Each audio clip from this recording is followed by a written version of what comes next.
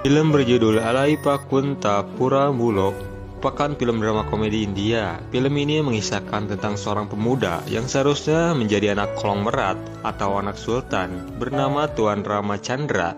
Namun ia harus tinggal di tengah keluarga sederhana dengan ayah palsunya yang bernama Valmiki. Dan dia tidak menyukai anak hasil pertukaran itu. Dan tanpa banyak spoiler di awal, langsung aja ke alur ceritanya.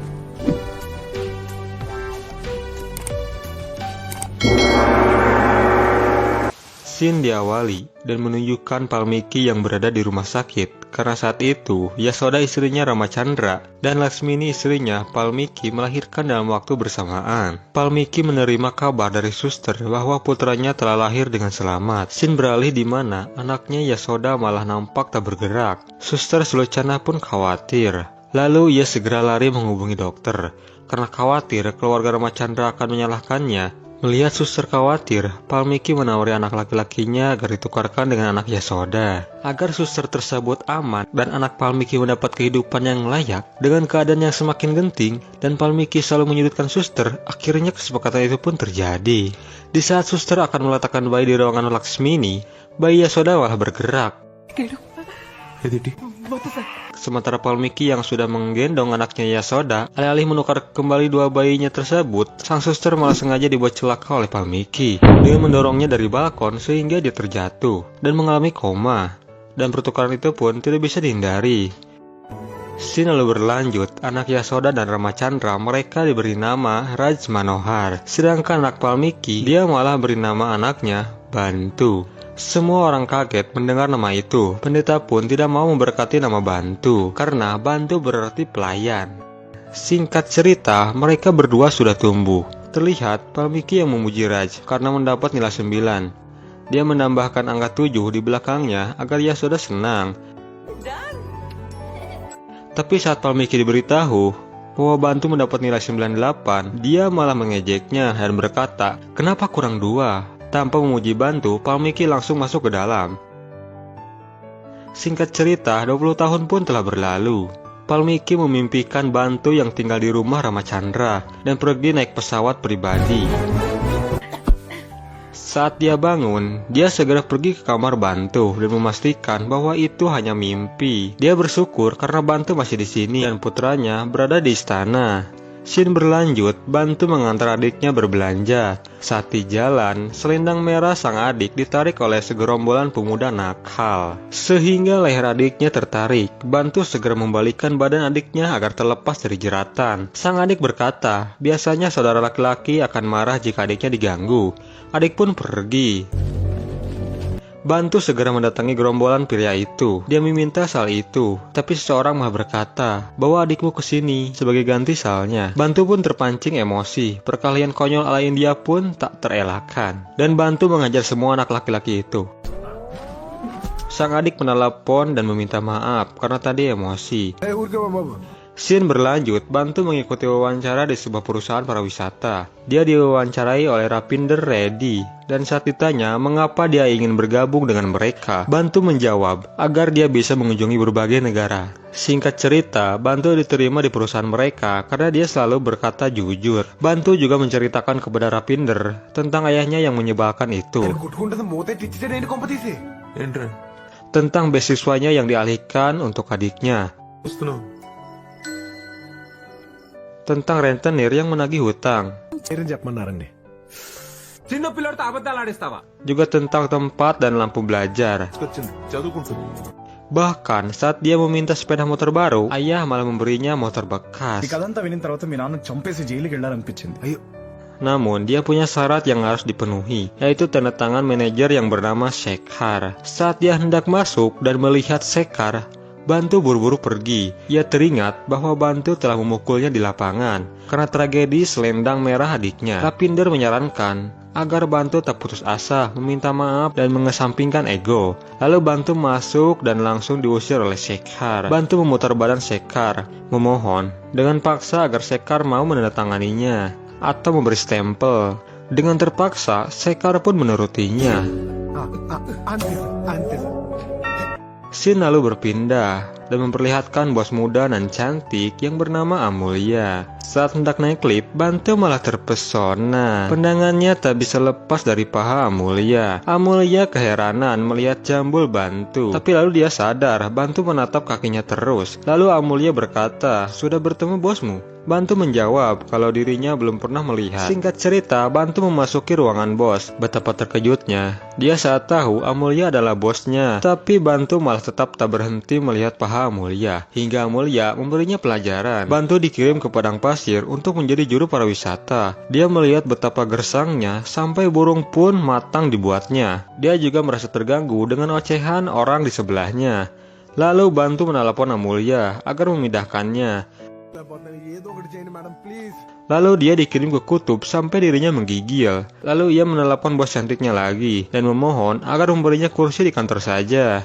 Singkat cerita, sampailah Bantu di kantor kembalinya. Ia diceramahi Amelia, tapi lagi-lagi matanya tertarik melihat paha Amelia sambil berkata, "Tolong pakai celana dan rok panjang." Saat Amelia membangunkan Bantu dan meletakkan buku di atas kepalanya, Bantu malah ganti terpana dengan mata Amelia. Bantu lalu curhat dengan rekan kerjanya kalau dia baru pertama kali menatap matanya bukan pahanya. Scene berlanjut di dermaga Apung Kainada. Di sana terlihat pengusaha tamak yang bernama Apala Naidu dan anaknya bernama Paidi Tali. Mereka membicarakan tentang perusahaan ARK Infra milik Ramachandra yang sedang membutuhkan uang. Mereka lalu berencana menawari kerjasama dan pinjaman dengan syarat memberikan sebagian perusahaannya.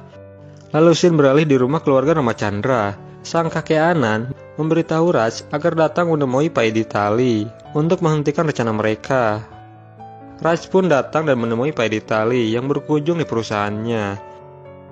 Ayah Raj berada di hotel untuk mengontrol Raj, tapi sang ayah yang tidak yakin anaknya bisa bicara di depan mereka dan melihat pertemuan mereka di balik monitor, lalu menaruh earphone di telinga anaknya dan menyuruhnya berkata seperti apa yang ayahnya katakan. Tapi Raj tidak melakukannya, hingga Ramachandra sendiri yang melakukan penolakannya. Get her off my office. Di sisi lain, tepatnya di belakang Ramachandra, Amelia juga sedang mengadakan pertemuan dengan orang yang ingin bekerja sama dengan perusahaannya, yang bernama Pak Sudarsan. Namun, dengan tawaran harga tinggi, Amelia sebenarnya hendak menolak. Ramachandra yang mendengar itu pun berkata, generasi ini telah kehilangan nyali untuk berkata tidak. Lalu Sudarsan malah berkata mengancam, sehingga kesabaran Bantu pun habis. Bantu melempar buku di atas meja, lalu menghajar bodyguard yang ingin menghajar Bantu.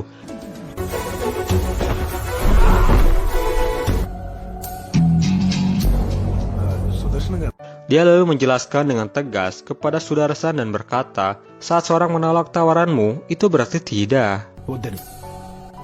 Saat perempuan menolak tawaranmu, itu juga berarti tidak. Scene berpindah di rumah Ramachandra. Dia berkata kepada ayah mertuanya kalau dirinya sedang takjub dengan pria yang tadi dia lihat. Rama juga membandingkan anaknya dengan pemuda itu, sehingga membuat istrinya tersinggung. Tapi ayah mertua berkata kalau dia malah tertarik dengan Amelia, karena hanya butuh 3 tahun dia bisa memajukan perusahaannya sendiri, hingga mereka berencana menjodohkan Amelia dengan Raj. Padahal Raj sudah mempunyai wanita yang dia cintai. Singkat cerita, Amelia tidak berani menolak dan pertunangan itu pun dilakukan. Bantu juga melihat hal itu dan dia merasa patah hati. Scene berlanjut, Apala Naidu tidak terima anaknya telah diusir tidak hormat oleh Ramachandra. Dia datang ke kantor ARK dan menemui Ramachandra. Ia berkata akan memberikan apapun yang putranya minta, dan lalu menusuk dada Ramachandra dengan ujung payungnya.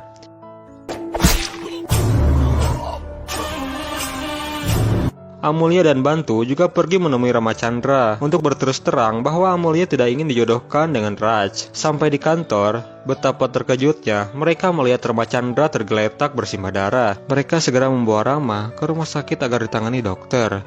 Sesampainya di rumah sakit, mereka berpapasan dengan Suster Sulacana. Lalu Suster Sulacana bertanya kepada Bantu, apakah Chandra adalah ayahmu? Bantu menjawab kalau ayahnya bukan Ramachandra, melainkan Palmiki. Melihat Palmiki, Suster langsung berkata, itu bukan ayahmu, ayahmu adalah Ramachandra. Lalu Suster menceritakan semuanya tentang anak yang dia bersama Palmiki tukar sekitar 25 tahun yang lalu. Sayangnya, setelah menjelaskan semuanya, Suster pun meninggal. Palmiki menasihati Bantu yang tidak tahan lalu memukulnya dan berkata kalau Bantu sudah muak dengan kebohongan Palmiki.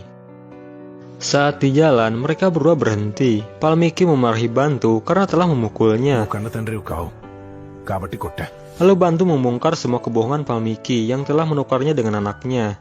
Di sini, Palmiki malah tidak merasa bersalah. Dia malah masih memikirkan harta dan keadaan anaknya. Jika Bantu membongkar ke semua orang, Palmiki merasa iri dengan keberhasilan ayah Bantu yang berbeda nasib dengannya. Tapi Bantu berkata, tidak akan mengambil hartamu dan status mereka, ambil saja.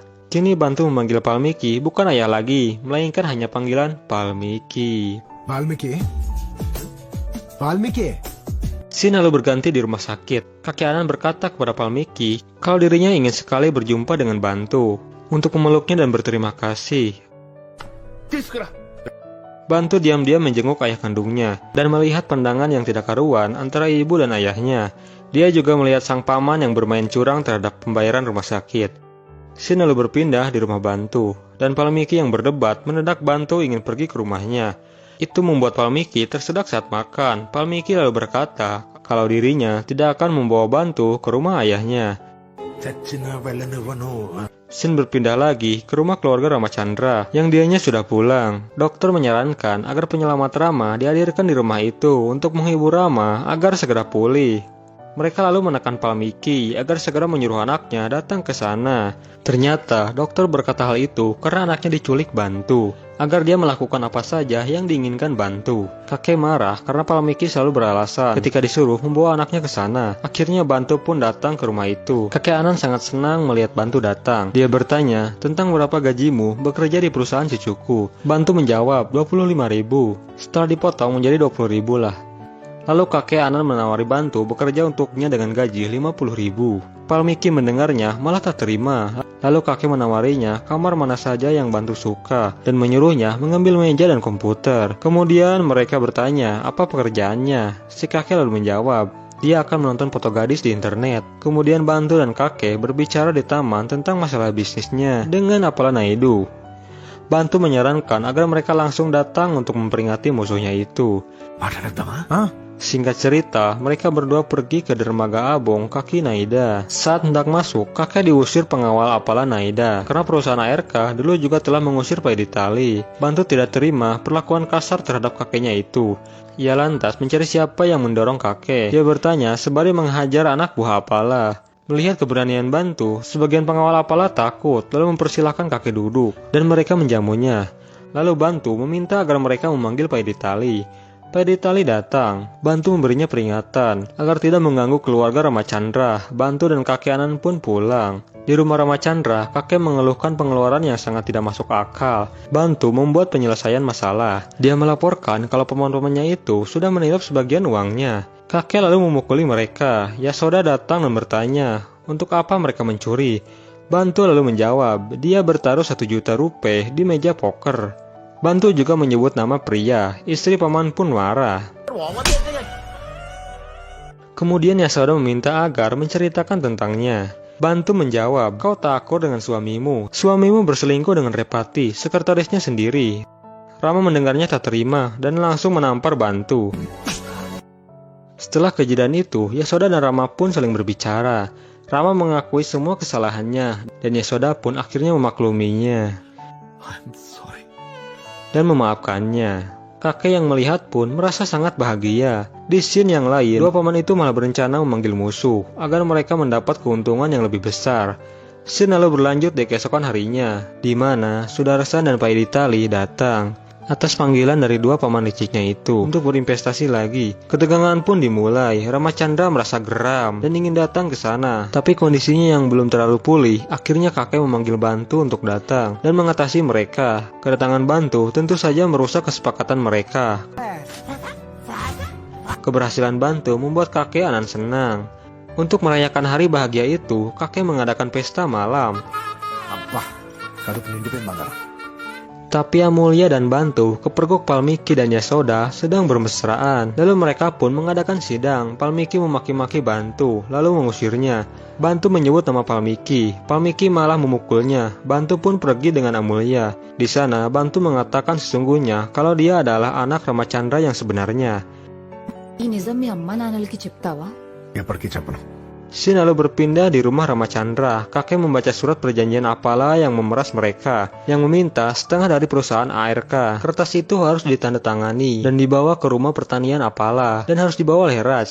Kalau tidak, keponakan kalian akan mati. Mereka semua segera mendatangi surat itu. Paman bersujud di kaki Ramachandra, karena telah sukarela menolongnya dengan menyerahkan perusahaan kepada penculik putrinya itu. Ia merasa menyesal selama ini telah banyak mencuri uang Rama diam-diam. Raj segera mengambil kertas itu dan pergi, tapi dia dicegah oleh Paman Kacu dan Valmiki. Tapi Raj bersikeras dan datang sendiri, karena dia benar-benar mencintai Nandu. Raj tidak ingin menikahi Amulya. Valmiki yang khawatir segera meminta bantuan Bantu. Tapi Bantu menolaknya. Raj menyetir mobilnya, tapi dia dihadang keponakan sekaligus pengawal Apala Naidu. Dia berkata bahwa Bantu telah mengalahkan mereka semua dan berhasil menyelamatkan hidup Nandu.